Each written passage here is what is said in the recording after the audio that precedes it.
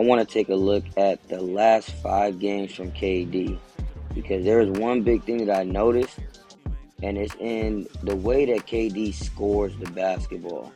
So right now we're just gonna run through some highlights of him just playing in this first play style, which is just catch and shoot.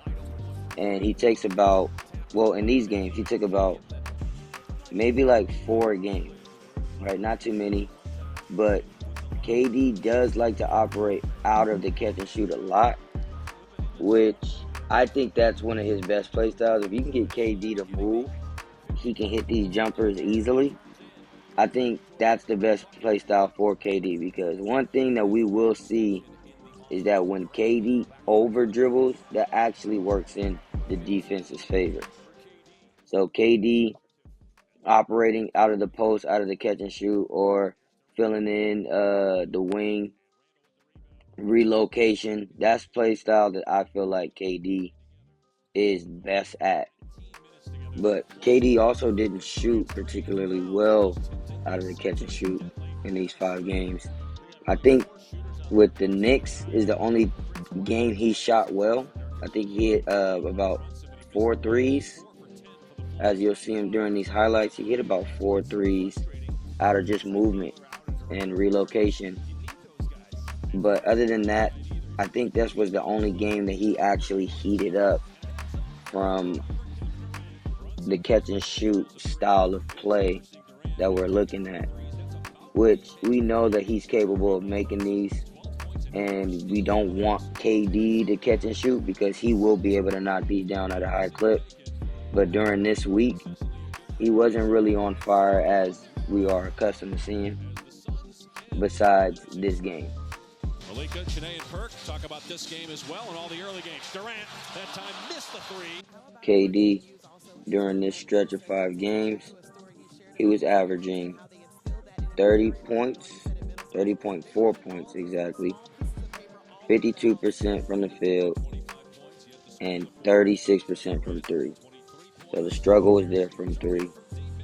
Also, they lost 4 out of 5 games during this stretch too. So you can see that there was a bit of a struggle shooting the ball from deep. He was getting the looks that he wanted, but he just wasn't knocking in shots. And this probably is all going to change in the next 5 games. I can definitely see KD bouncing back starting on the Christmas game. And you're going to see him make a lot more catch and shoot jump shots. Alright, so getting into the reason why I made this video in the first place is that I noticed that KD only really wants to go left. KD either scores going left off a pull-up, or he likes to have the ball in his left hand as he's shooting. So a lot of times, and a lot of his makes come off of that. So in this 5 games, I've noticed that KD's really trying to go left. If he goes right, he's trying to get all the way to the basket if he can. If he can't, then he'll shoot a pull-up, but that's not really what he wants to do. At least in these 5 games that I've seen, KD only really wants to go left. Now, I believe the reason why KD goes left so much is because he wants to set that dribble up off a between the legs skip for a jump shot, or he likes to go into his hesitation off the drive. So it just allows the defense to relax. If they press up on him, then KD likes to blow by, but he is also 7 foot tall. He might just shoot over you. But if you play off him, he's for sure going to shoot it. And if he wants to attack the basket out of that, he can. So I think it's just really his setup dribble, the reason why he always has the ball in his left, or he wants to go left. Turn into makes, and that was a miss by Brunson. The other thing I noticed too is that he will start on the right side of the court. That way a lot of his action is going left. So he can put that ball in his left hand or be able to catch and shoot out of that as well. So looking at how he sets up and how Phoenix sets up their offense, a lot of time KD is coming off a pick and roll going left, or he's on the right side. That way he can operate going left. was at the 7:28. The Suns need to do that. It's not enough to say, well, we got 10 games together. You need a 40, 50 games together to really find out and develop that continuity. Now we're going to look at some plays of him going right. And this is what I mean by it's not as comfortable for him to go right as much as he wants to really go left. KD doesn't really have a setup going right. He's either going to attack hard and go all the way to the basket, and if he can't, he's going to try to stop for that pull-up. There's no real setup dribble for KD going right. Now, one thing he will look to do is shoot a fade going right, but even sometimes he leaves that short. Another thing that I've seen that he does a lot, he'll do this snake dribble going right, where he wants to shoot a fade or try to get what we call put the defender in jail, going off the screen, going to his right, and still try to give a fade. But even so, he still leaves that short a lot, or at least during this 5-game stretch, he left that short a lot. So if I'm trying to stop Kevin Durant, or I'm trying to get him to have an off night, or as much of an off night as I can, because he's still capable of hitting this shot going right, the thing that I'm going to do is I'm going to force KD right. I'm going to force him to put the ball down as much as possible, and we're just going to get him to go right as much as possible too, and then we will give a lot of help when it's needed.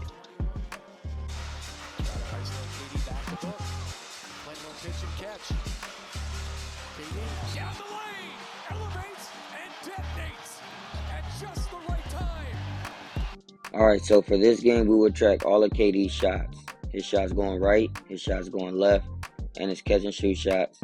And we'll see which ones were effective and which ones he struggled with. Orbital bone around the socket of the eye.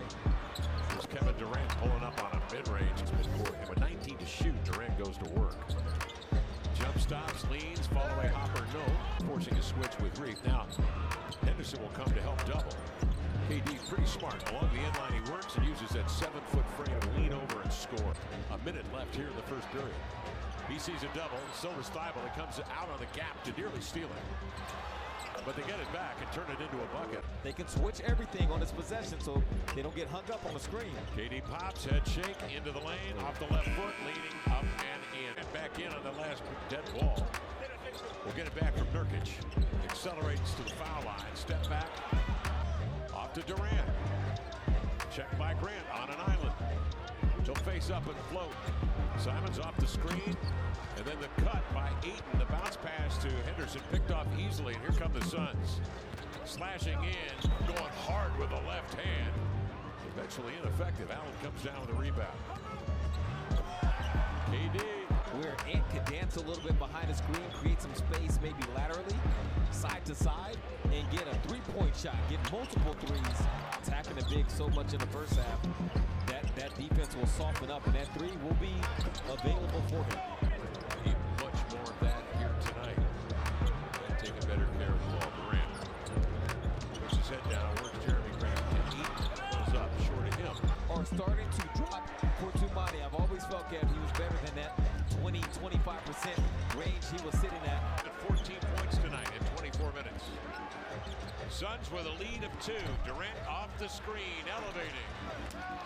Blazers a lead of 5. Booker zigzag dribble to the key. Check by Ayton, terminates the dribble over to Durant, puts his head down and drives it right through the clutter to finger roll it home. Simon's outside, give him a little bit of airspace, he'll trigger. Kamara, good rebound, is sent off balance by Booker, but the outlet is intercepted. 3-on-1 downhill. Durant, the two-hand jam.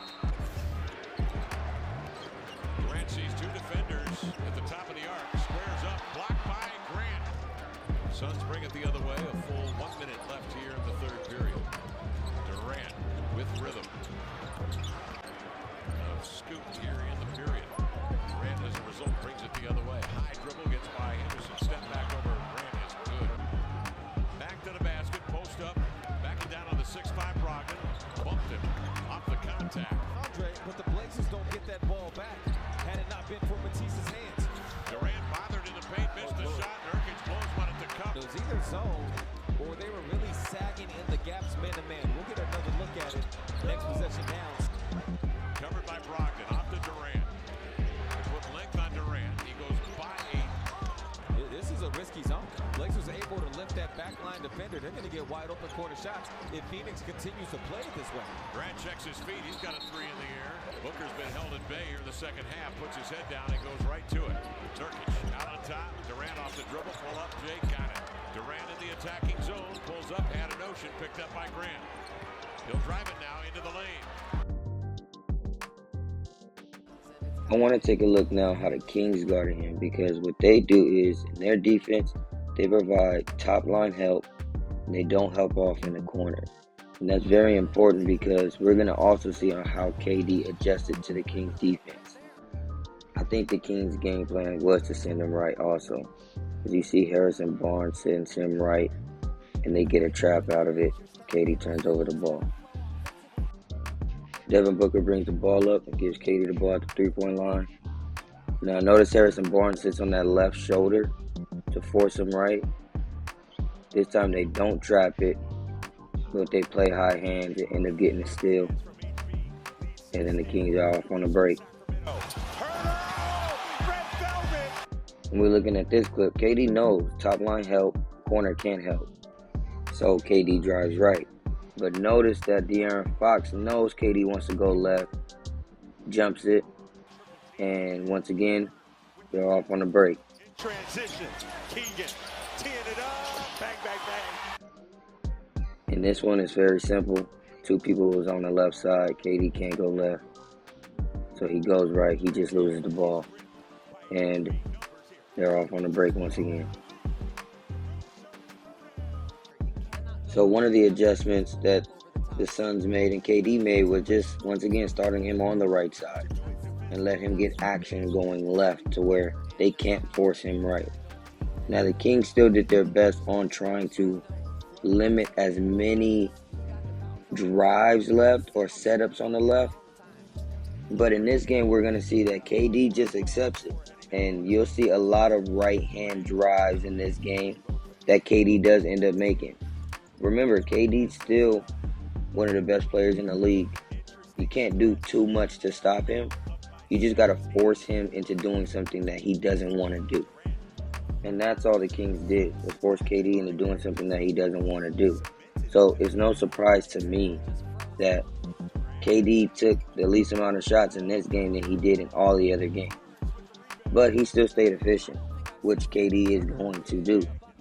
However, the Kings were able to blow them out because they forced KD into doing something that he's not really comfortable doing, which is playing out of a go-right play style.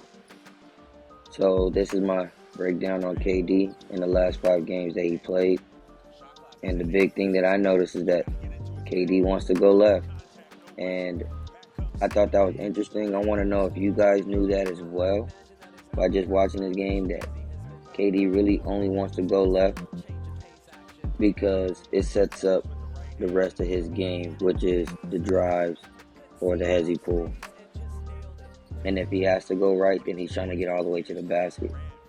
So, thanks for watching, and leave a comment, like, and I'll catch you on the next one.